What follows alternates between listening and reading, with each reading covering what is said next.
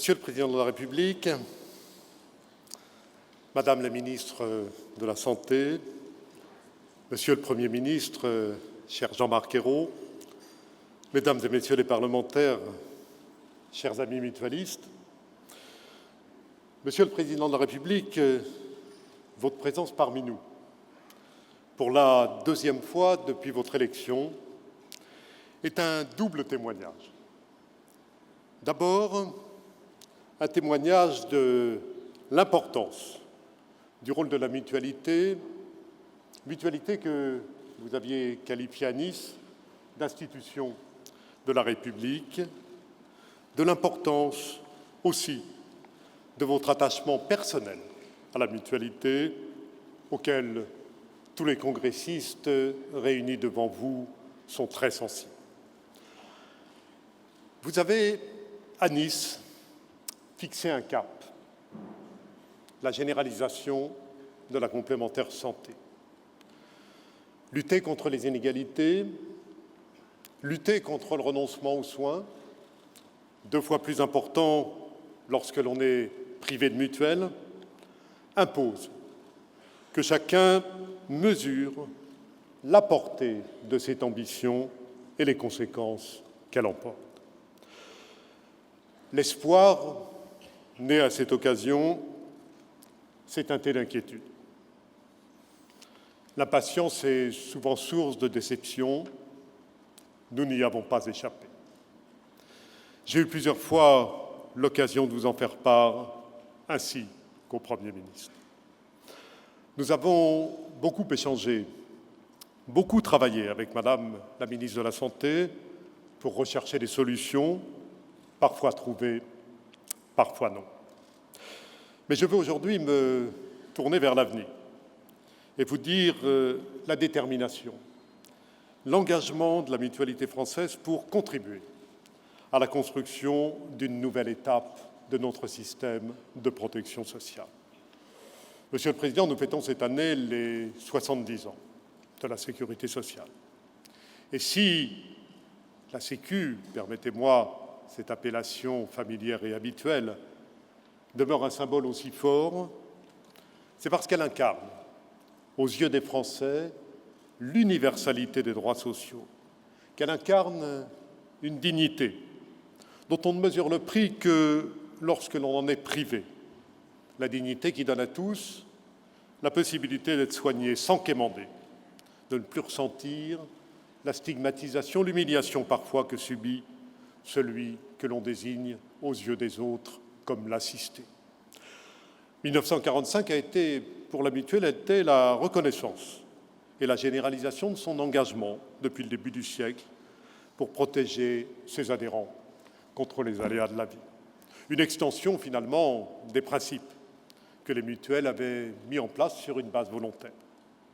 C'est pour cela que les mutuelles ont été, sont et seront toujours le premier soutien et partenaire de la sécurité sociale. C'est pour cela que nous avons toujours combattu et que nous combattrons demain les reculs de la sécurité sociale qui la fragilisent et remettent en cause sa légitimité aux yeux des citoyens. Opposer sécurité sociale et mutualité est un non-sens. La complémentarité de l'assurance maladie et des mutuelles n'est pas un accident de l'histoire. Elle est constitutive de notre protection sociale. D'ailleurs, les Français ne s'y trompent pas. Le sondage réalisé en amont de ce congrès par CSA le montre. La sécurité sociale et les mutuelles sont les acteurs de la protection sociale en lesquels ils ont le plus confiance, pratiquement au même niveau, loin devant les autres. Mais célébrer les 70 ans de la sécurité sociale ne signifie surtout pas se réfugier dans la nostalgie d'un passé heureusement révolu. Les progrès ont été considérables depuis 1945. Nous sommes passés de la compensation des conséquences de la maladie à l'accès des soins efficaces, accessibles à tous, au moins pour les pathologies lourdes. Mais cela ne doit pas dissimuler les défis qui demeurent. Le premier d'entre eux, c'est la maîtrise des restes à charge et l'accès aux soins de premier recours. Cette exigence implique un véritable changement de paradigme. La sécurité sociale s'est construite sur un principe de solvabilisation des assurés en cas de rupture dans la vie professionnelle. L'enjeu aujourd'hui est de contribuer, au-delà du financement de l'offre de soins, à une meilleure organisation de notre système de santé. L'enjeu est de passer d'un financement de structure à une approche globale du parcours de santé du patient. Rembourser des soins ne suffit plus, il faut accompagner les personnes tout au long de leur vie en apportant des services ancrés dans les territoires. L'enjeu est aussi, et c'est vital, de passer d'une logique de maîtrise comptable à une logique d'efficience et de pertinence de l'utilisation des ressources consacrées à notre système de santé. Les effets de la maîtrise comptable ne sont jamais durables.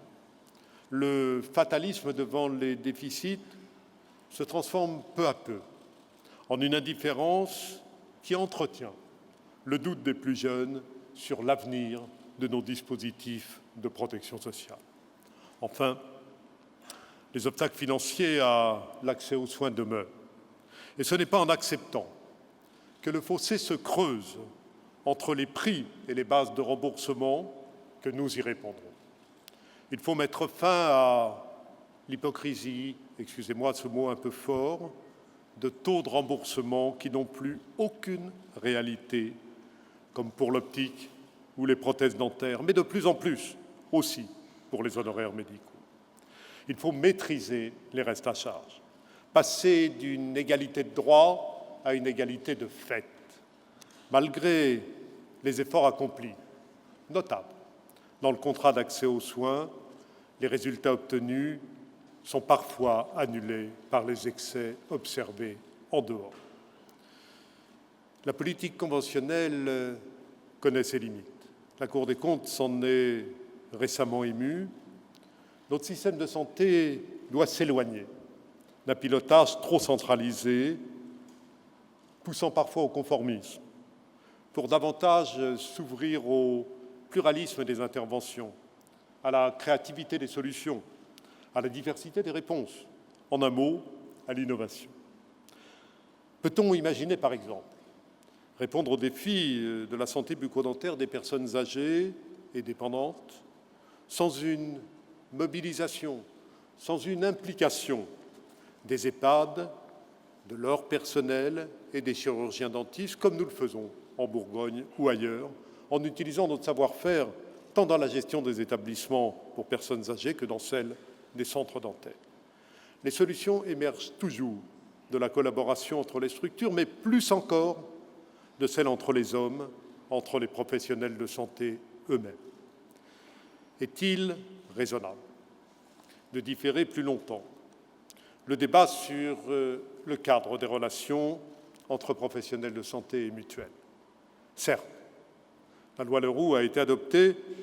Je veux ici d'ailleurs, en sa présence, rappeler l'engagement de Jean-Marc Ayrault pour l'inscription de ce projet de loi dans le calendrier des travaux du Sénat et l'en remercier à nouveau. La loi Leroux a été adoptée, mais son champ demeure encore trop restreint.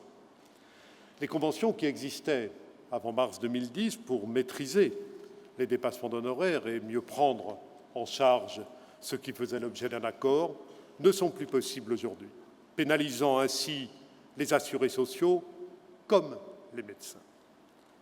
Des dispositifs d'engagement réciproque entre professionnels de santé et financeurs sont indispensables pour retrouver une forme d'opposabilité des tarifs sans laquelle toute maîtrise des restes à charge demeurera vaine. La contractualisation, n'ayons pas peur du mot, est indispensable pour que les acteurs, quels qu'ils soient, prennent leurs responsabilités.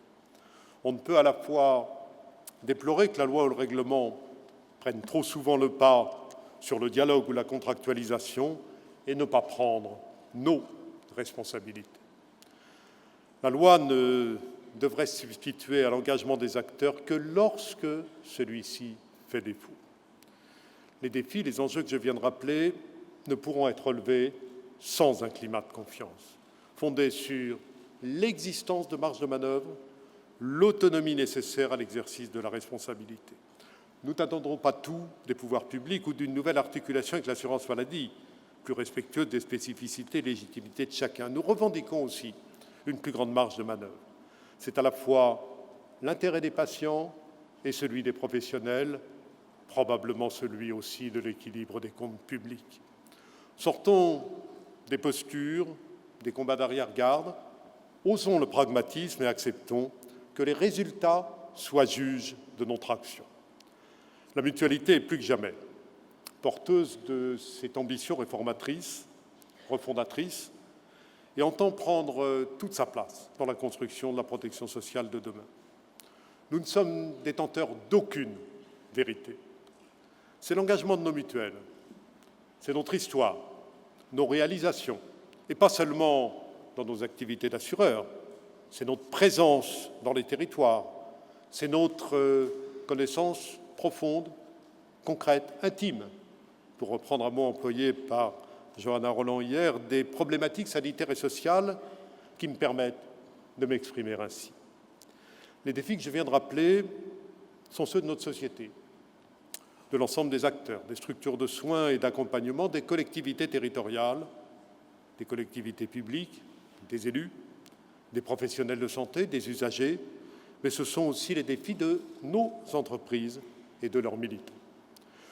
Notre histoire, notre légitimité d'acteur global de santé, notre statut non lucratif sont autant d'atouts pour relever ces défis.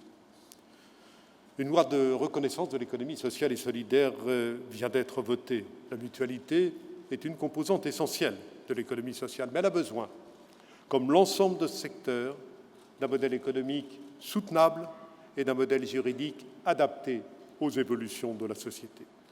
Permettez-moi de vous dire, Monsieur le Président, que nous considérons que la conduite de ce qui a été improprement appelé la généralisation de la complémentaire santé risque d'aboutir à un modèle économique non soutenable qui menace les fondements mêmes de l'accessibilité à une mutuelle pour les populations qui sont en dehors de l'emploi.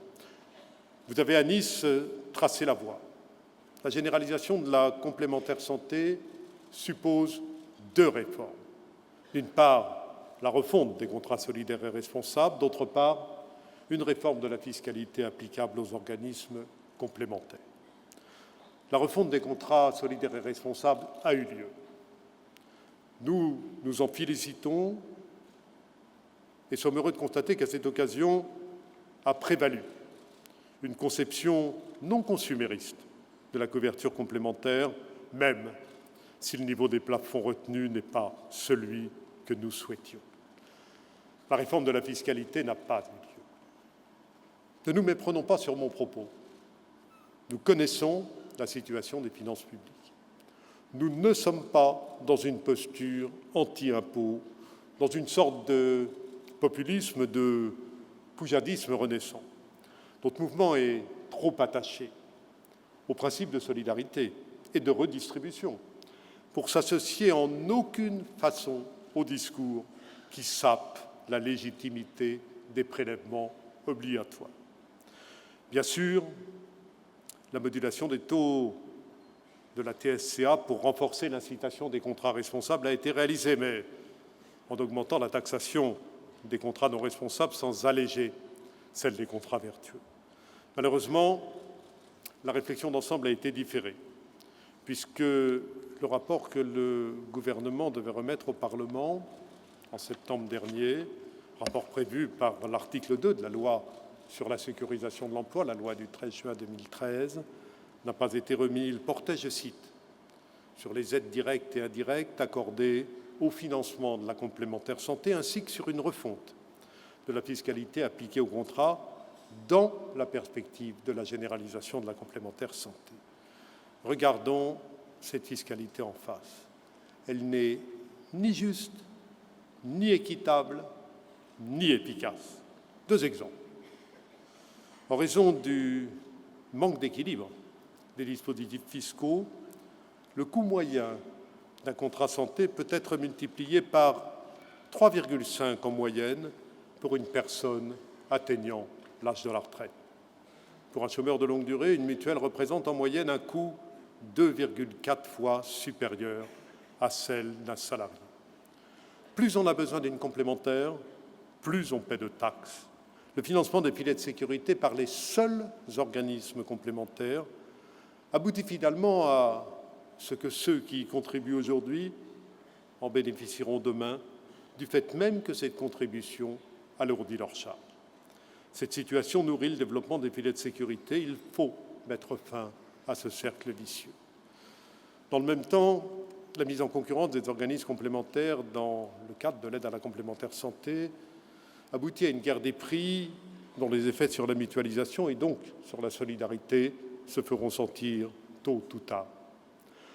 Les réponses apportées à des populations particulières, la ministre de la Santé a évoqué hier la population des retraités, alimenteront le cercle sans fin des filets de sécurité. Il y a aujourd'hui 8 voies d'accès à une complémentaire santé, 8 voies d'accès qui génèrent complexité, rupture, effet de seuil. Faudrait-il en créer une 9e pour les retraités, pour lesquels la charge sera demain insupportable du fait des taxes notamment? Nous préférons repenser l'accessibilité à la complémentaire santé indépendamment du statut et dans une logique de continuité de la protection. Cela ne se fera pas du jour au lendemain. La mutualité vous propose d'ouvrir ce chantier. Vous l'avez compris, Monsieur le Président, c'est à une réflexion de fond sur un nouveau modèle économique des mutuelles que nous aspirons. Les mutuelles ont commencé à transformer profondément leurs entreprises pour répondre aux évolutions de leur environnement et pour répondre aux besoins de développement. Nous ne pourrons relever les défis de notre système de santé sans disposer d'un modèle économique soutenable et d'un modèle juridique adapté. Dans le cadre de son projet stratégique, développé depuis 2 ans, le mouvement mutualiste a engagé une réflexion sur son modèle d'entreprendre, en particulier son corpus juridique, afin de renforcer ses valeurs, ses principes, sa gouvernance démocratique et favoriser le développement de la forme mutualiste d'entreprendre. Le congrès qui nous réunit en marque l'aboutissement avec l'affirmation d'une ambition des mutuelles au service de l'efficacité de la justice, de l'utilité sociale, pour reprendre les thèmes de notre congrès. Nous devons par exemple tirer toutes les conséquences dans la gouvernance mutualiste du déplacement de la protection sociale complémentaire vers le collectif. Cette réflexion est aujourd'hui, je crois, suffisamment avancée pour entamer une phase de discussion officielle avec les pouvoirs publics en vue d'une refonte du Code de la mutualité. Je remercie Madame la ministre de la Santé d'avoir réuni le 21 mai dernier le Conseil supérieur de la mutualité pour en débattre et d'avoir hier annoncé les premiers éléments de calendrier. Les conclusions de nos travaux sur les évolutions du Code ont été approuvées avant-hier à une très large majorité par notre Assemblée générale. Je vous les présente solennellement aujourd'hui et me fais le porte-parole de notre mouvement pour souhaiter que ces travaux se concrétisent rapidement. Monsieur le Président, la mutualité s'appuie sur un modèle, sur des valeurs au service de l'intérêt général. Nous voulons mettre ces valeurs au service de la rénovation de notre système de protection sociale. Les mutuelles, elles, s'engagent déjà. Elles ont développé des services de soins, une offre importante, innovante, dans cette région, mais partout en France, avec des technologies de pointe s'appuyant sur la santé digitale pour moderniser l'organisation de l'offre. Je sais l'importance que vous accordez au progrès technologique. Vous serez d'ailleurs cet après-midi à Angers pour inaugurer la Cité des objets connectés, dont plusieurs mutuelles sont partenaires. Mais si le progrès technologique est une chance pour repenser le rôle des acteurs, dynamiser les coopérations, promouvoir de nouveaux métiers, favoriser l'adaptation des lieux de vie, encore faut-il qu'il profite à tous. Nous savons que les inégalités sont plus importantes dans l'accès à la prévention que pour les soins courants, plus importantes pour les soins courants que pour les pathologies lourdes. Prenons garde à ce que le développement vers des interventions plus précoces, du curatif vers le préventif grâce au progrès diagnostique, grâce à la médecine préventive, grâce à la médecine prédictive. Les enseignements tirés des données de santé n'aggravent pas les inégalités. C'est en remettant la santé au cœur du débat public, par le partage des enjeux avec toute la population et pas avec les seuls acteurs institutionnels, que nous saurons progresser et dépasser l'immobilisme qui caractérise trop souvent notre secteur. C'est le sens de la tribune que nous avons signée avec des syndicalistes et des associations de patients et que Madame la ministre a évoquée hier. Les mutualistes sont conscients des contraintes et des blocages, mais ils sont confiants dans la possibilité de les surmonter. Le dialogue avec les médecins libéraux et l'assurance maladie en sera une illustration cet après-midi. Nous savons tous que la protection sociale de demain ne sera pas une simple évolution de celle d'hier. Elle doit passer d'une réponse presque exclusivement financière à une logique d'accompagnement, à une logique de service. Elle doit passer d'une intervention au moment de la maladie à une médecine précoce, qui d'ailleurs estompera les frontières entre préventif et curatif. Elle doit substituer une égalité de fait, une égalité réelle, à une égalité de droit, trop souvent difficile à exercer. Elle doit enfin donner un rôle, y compris dans la régulation aux mutuelles. Tout le monde a-t-il pris la mesure des bouleversements que ces changements entraînent? Je n'en suis pas sûr. Notre plaidoyer, Monsieur le Président de la République, n'est pas un plaidoyer pro domo. C'est une réponse aux inquiétudes des Français sur la façon dont ils seront soignés demain. Les mutuelles ont le sentiment qu'elles peuvent faire plus que ce qu'elles font aujourd'hui. Mais pour cela, leur capacité d'innovation doit être confortée. Leur capacité d'initiative doit être encouragée. Nous attendons une confirmation du cap que vous avez fixé il y a 3 ans à Nice.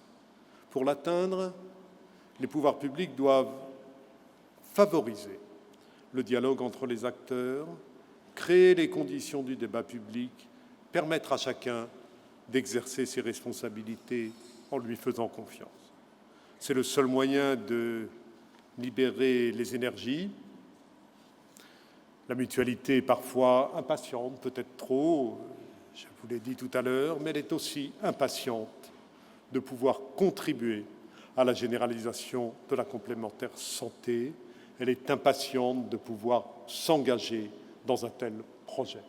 Merci, Monsieur le Président de la République, d'être parmi nous.